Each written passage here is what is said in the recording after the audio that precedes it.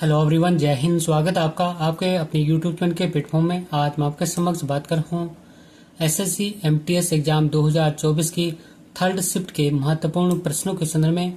और ये वीडियो आपके आने वाली सभी परीक्षाओं के लिए अति महत्वपूर्ण और लाभदायक होगा, इसलिए इस वीडियो को जरूर अंत तक देखें।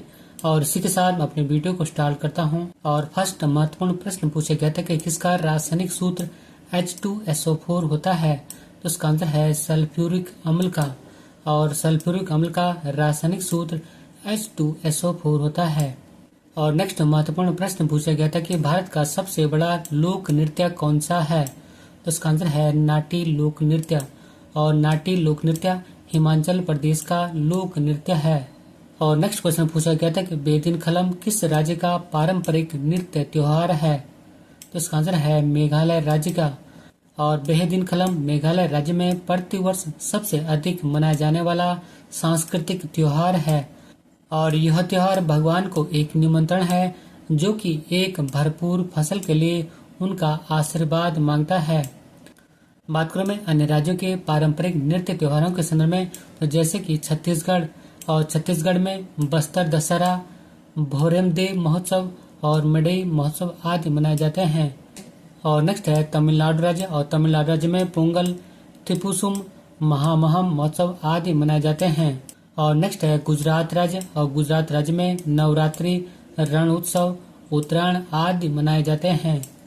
और नेक्स्ट क्वेश्चन पूछा गया था कि भारतीय संविधान का कौन सा अनुच्छेद यह प्रावधान करता है कि एक मंत्रिपरिषद होगी जिसका प्रमुख प्रधानमंत्री होगा। तो इसका आंसर है अनुच्छेद 74।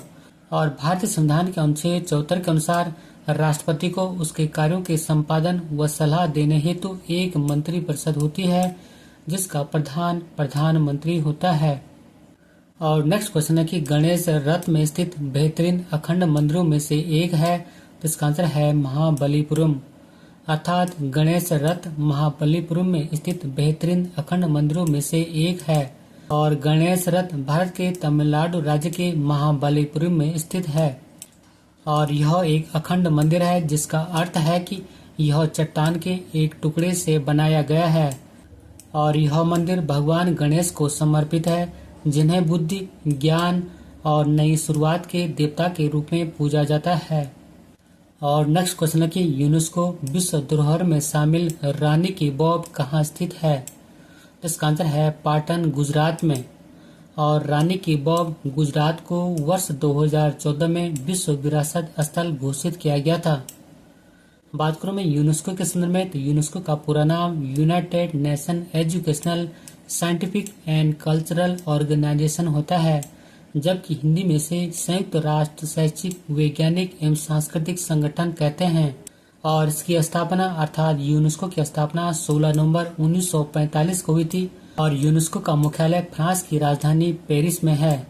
और दोस्तों, यदि आपको मेरा वीडियो का कंटेंट पसंद आए तो वीडियो को लाइक, शेयर और सब्सक्राइब भी करना। और नेक्स्ट क्वेश्चन पूछा गया था कि विनोबा भावे का संबंध किस राज्य से है। इसका आंसर है महाराष्ट्र राज्य से। बात करूं मैं विनोबा भावे से संबंधित महत्वपूर्ण जानकारियों के संदर्भ में, तो आचार्य विनोबा भावे ने वर्ष 1940 में महाराष्ट्र के पवनार में व्यक्तिगत सत्याग्रह की शुरुआत की थी। और व्यक्तिगत सत्याग्रह करने वाले पहले व्यक्ति विनोबा भावे थे, जबकि दूसरे व्यक्ति जवाहरलाल नेहरू थे। और विनोबा भावे ने वर्ष 1951 में भूदान आंदोलन की शुरुआत की थी। और ये सभी पॉइंट एग्जाम पर्पज की दृष्टि से अति महत्वपूर्ण हैं।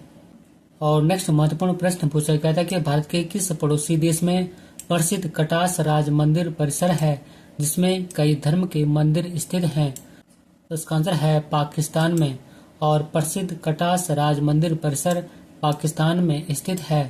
और नेक्स्ट महत्वपूर्ण प्रश्न पूछा गया था कि मुगल शासक अकबर के काल में किस विभाग के व्यक्ति को दीवान कहा जाता था। तो इसका आंसर है राज्य की समस्त आय और व्यय का प्रबंध करने वाले व्यक्ति को। अर्थात मुगल शासक अकबर के काल में राज्य की समस्त आय और व्यय का प्रबंध करने वाले व्यक्ति को दीवान कहा जाता था। और नेक्स्ट महत्वपूर्ण प्रश्न पूछा गया था कि सत्य शोधक समाज की स्थापना किसने की। तो इसका आंसर है महात्मा ज्योतिबा फुले ने। बात करूं मैं महात्मा ज्योतिबा फुले से संबंधित महत्वपूर्ण जानकारियों के संदर्भ में, तो ज्योतिबा फुले ने 24 सितंबर 1873 को पुणे महाराष्ट्र में सत्यशोधक समाज की स्थापना की थी और इसका मुख्य उद्देश्य शूद्र एवं अस्पृश्य वर्ग को मुख्य धारा से जोड़ना था और इनका पूरा नाम महात्मा ज्योतिबा राव गोविंद राव फुले था और इनकी महत्वपूर्ण पुस्तक का नाम गुलामगिरी था, जो कि कई बार जम्मू में पूछी जाती है। और इनका जन्म 1827 में एक माली परिवार में हुआ था और इनकी पत्नी का नाम सावित्री बाई फुले था, जो कि भारत की प्रथम महिला टीचर या महिला अध्यापिका थी। और ये सभी पॉइंट एग्जाम पर्पस की दृष्टि अति महत्वपूर्ण हैं। और नेक्स्ट महत्वपूर्ण प्रश्न पूछा गया था कि मैला आंचल उपन्यास के लेखक कौन हैं? इसका आंसर है फणीश्वर नाथ रेणु, अर्थात मैला आंचल उपन्यास के लेखक फणीश्वर नाथ रेणु थे। बात करूं मैं फणीश्वर नाथ रेणु की अन्य महत्वपूर्ण रचनाओं के संदर्भ में, तो जैसे कि फर्स्ट है कितने चौराहे, सेकंड है अच्छे आदमी, थर्ड है अग्निखोर, फोर्थ है जुलूस, फिफ्थ है लाल पान की बेगम, सिक्स है दीर्घतपा, सेवंथ है प्रति परिकथा और एट है ठुमरी आदि उनके महत्वपूर्ण रचनाएं हैं। और नेक्स्ट महत्वपूर्ण प्रश्न पूछा गया था कि मौलिक कर्तव्य भारत के संविधान के किस अनुच्छेद में निहित हैं? इसका आंसर है अनुच्छेद 51 क में। और भारतीय संविधान के अनुच्छेद 51 क में 11 मौलिक कर्तव्यों का उल्लेख किया गया है। और नेक्स्ट महत्वपूर्ण प्रश्न पूछा गया था कि भारत के वर्तमान उपराष्ट्रपति कौन हैं? इसका आंसर है जगदीप धनखड़। और जगदीप धनखड़ भारत के 14वें उपराष्ट्रपति हैं, जबकि भारत के पहले उपराष्ट्रपति डॉक्टर सर्वपल्ली राधाकृष्णन थे और ये वर्ष 1952 से वर्ष 1962 तक भारत के उपराष्ट्रपति पद पर रहे। और डॉक्टर सर्वपल्ली राधाकृष्णन के जन्म दिवस पर भारत में 5 सितंबर को शिक्षक दिवस मनाया जाता है। बात करूं मैं उपराष्ट्रपति संबंधित महत्वपूर्ण जानकारियों के संदर्भ में, तो उपराष्ट्रपति को उसके पद की शपथ राष्ट्रपति महोदय दिलाते हैं और भारत का उपराष्ट्रपति राज्यसभा का पदेन सभापति होता है। और भारतीय संविधान में उपराष्ट्रपति से संबंधित प्रावधानों को अमेरिका के संविधान से लिया गया है। और ये सभी पॉइंट एग्जाम पर्पस की दृष्टि अति महत्वपूर्ण हैं। और नेक्स्ट महत्वपूर्ण प्रश्न पूछा गया था कि निम्न में से कौन सा भारतीय शास्त्रीय नृत्य नहीं है? इसका आंसर है यक्षगान। और यक्षगान एक पारंपरिक लोक नृत्य है जो तटीय कर्नाटक जिलों में लोकप्रिय है।